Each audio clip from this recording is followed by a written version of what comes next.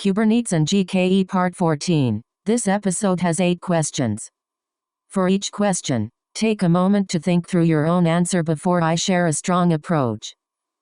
Question 1. Linux or shell debugging? Debug and improve the following shell script intended to find regular files with permissions exactly 777. Explain the quoting, variable naming, permission mode, error handling, and file system scope considerations or bin or bash search path equals or find $sign search path type F, perm 777 or dev or null. We don't have a model answer recorded for that one yet, so it's a good one to research on your own. Nice, let's continue. Question 2. How request flows. Here's a strong way to approach it.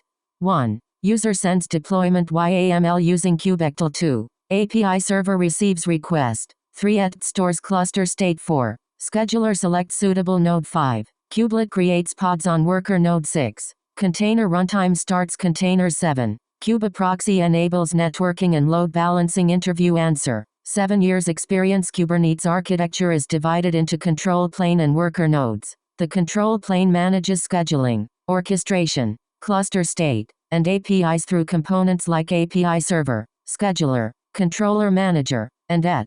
Worker nodes run application workloads using kubelet, container runtime, and kubeproxy. When a deployment is submitted, the API server processes it, scheduler assigns pods to nodes, and kubelet ensures containers are running as desired. The architecture provides scalability, self-healing, load balancing, and automated orchestration for containerized applications.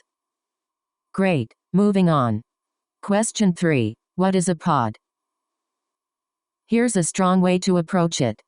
A pod is the smallest deployable unit in Kubernetes. It is a wrapper around one or more containers that share same network, same IP address, same storage volume, same life cycle. Usually, a pod contains a single container, but multiple tightly coupled containers can also run inside one pod. Key characteristics: runs on a worker node, ephemeral in nature, gets recreated if deleted or failed, managed by deployments, replica sets, or stateful sets. Example: a pod may contain main application container, sidecar container for logging or monitoring. Both containers communicate using localhost because they share the same network namespace. Life cycle of a pod: pending, running, succeeded, or failed. Common pod commands: kubectl get pods, kubectl describe pod,